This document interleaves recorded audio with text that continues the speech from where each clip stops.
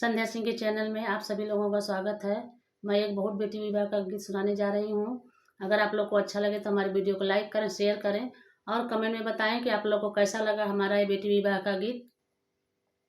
ऋषि के दुआरे चांदनवा के पेड़वा, चांदनवा के पेड़वा, अरे मुजिया ना मारो छवाई रे लालनावा, अरे मुजिया ना मारो छवाई रे लालनावा।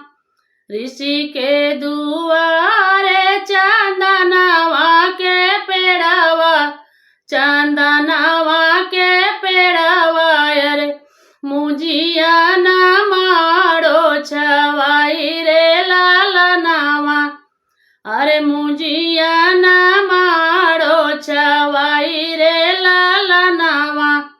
हमारे जे बाबा के सोनावा के थाली, अरे सोनावा के थाली, अरे चौके चढ़त झंझनाई रे लालनावा। हमारे जे बाबा के सोनावा के थाली, अरे सोनावा के थाली, अरे चौके चढ़त झंझनाई रे लालनावा। ऊ है जे थाली बाबा हमारा के दिया, अरे हमारा के दिया, अरे ससुर लोग करी है बखान रे लालनावा। ऊ है जे थाली बाबा हमारा के दिया, अरे हमारा के दिया, अरे ससुर लोग करी है बखान रे लालनावा, अरे ससुर लोग करी है बखान रे लालनावा। हमारे जे बाबा के हंसराज घोड़वा, अरे हंसराज घोड़वा, अरे चौके चढ़त हिनाई रे लालनावा।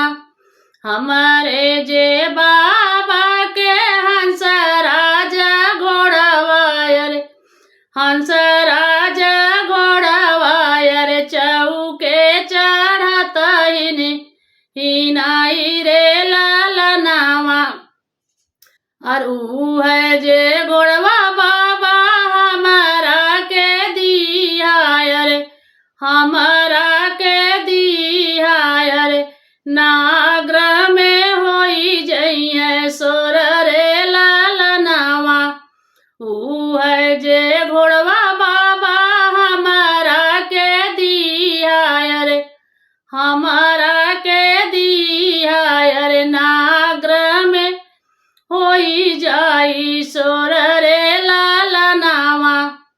हमारे जे भैया के सोने के चूड़िया, अरे सोने के चूड़िया, अरे ऊ है जे मांगेला दामाद रे लालनावा।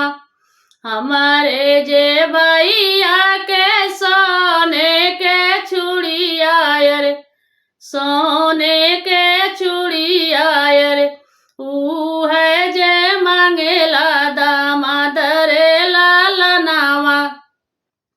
ऊ है जे चूड़िया भैया दामादा के दिया, अरे दामादा के दिया, अरे हंसी हंसी करी है सलाम रे लालनावा। ऊ है जे चूड़िया भैया दामादा के दिया, अरे दामादा के दिया, अरे हंसी हंसी करी है सलाम रे लालनावा।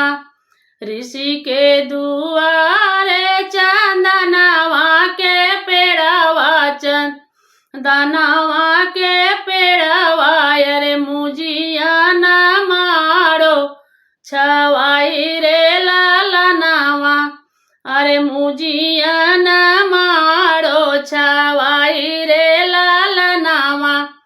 हमारे जे चाचा के सोने के मोहरिया रे, सोने के मोहरिया रे, ऊ है जे मांगेला दामाद रे लालनावा।